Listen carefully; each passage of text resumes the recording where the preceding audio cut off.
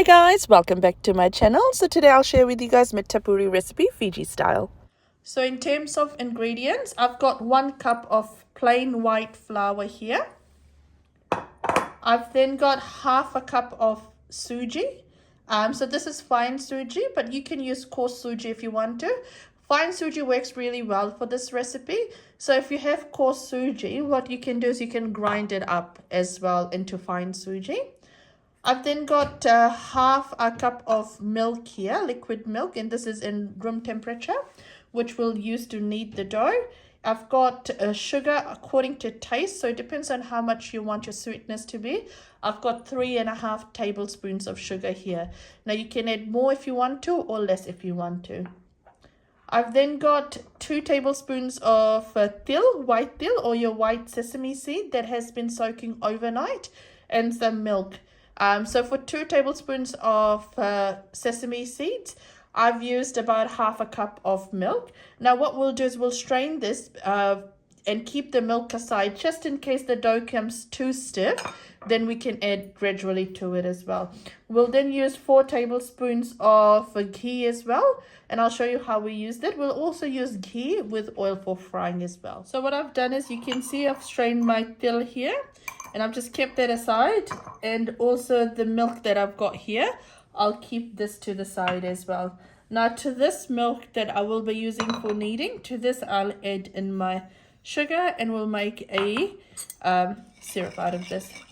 Now you just give it a good mix. Even if it doesn't mix together really well, that's absolutely fine as well. You just want this to kind of mix lightly. Mine's probably not going to dissolve, and that's absolutely fine as well. Awesome. I've got my mixing bowl here now. It's a bit of a bigger bowl, but I find it easier to knead my dough. So to that I'll add in my flour.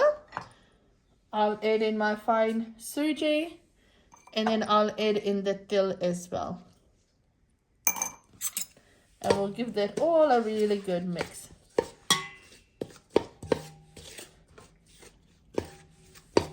So what I've done is I've mixed it together really well. Now to this, what I'll do is I'll add in some ghee as well, and I'll mix it with ghee. So I'll put about 4 tablespoons of ghee in this. Now this is my homemade ghee. If you want, I can post the recipe for ghee as well. So there we go, we've added that in, and now you just want to rub it off nicely with your hands. There we go, that's coming together really well. You want it to be really crumbly. So I've rubbed it really nicely. So what I'll do now is I'll add in my sugar and my milk syrup. I'll add half of it, and I'll start kneading the dough. This needs to be a very stiff dough. Now because I've used suji, it will actually soak in a lot of moisture as well. There we go.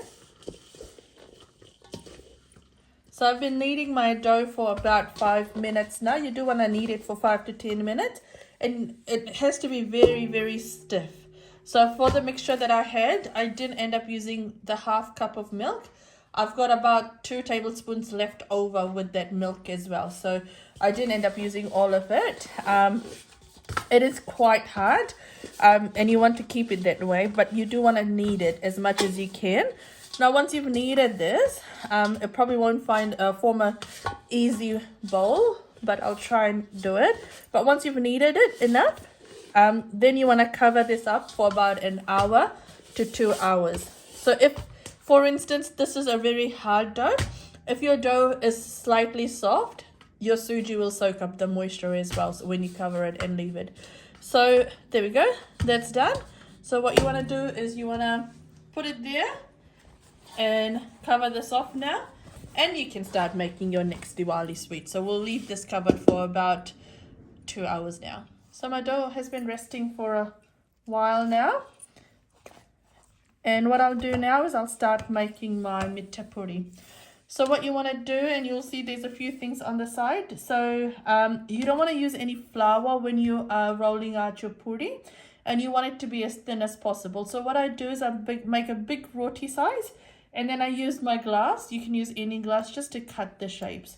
what you also want to have is a fork with you, because what you'll be doing is once you've made it into circles, you'll be pricking it as well. So once we've rolled it all out, what we'll do is we'll put it aside and let it dry for 1 hour, but I'll show you what that looks like. So I've put it, I've kind of cut it in 3 smaller rolls, and what you want to do is you just want to, with your hand, knead the smaller doughs as much as you can, just so that it comes together really, really nicely. Here we go. Now is the hard part. What you want to now do is roll it out as thin as you can. So like I said, don't use any oil, any flour, but you can use some ghee when rolling it out. So I've got a clean surface here, and I've got this, I've put some ghee, and I'll start rolling it all out. You want to continue rolling this like you would with your roti or your puri or anything, but just make sure it's really, really thin. It's easier to work with this dough just because there's suji in here as well. Here we go. It's a bit more easier working with this as opposed to any other doughs as well. So you want to keep doing it, making sure that it's nice and thin. Once you've got it in smaller circles, you want to roll it out again a little bit more as well, because it becomes a bit more easier when you've got it in smaller circles.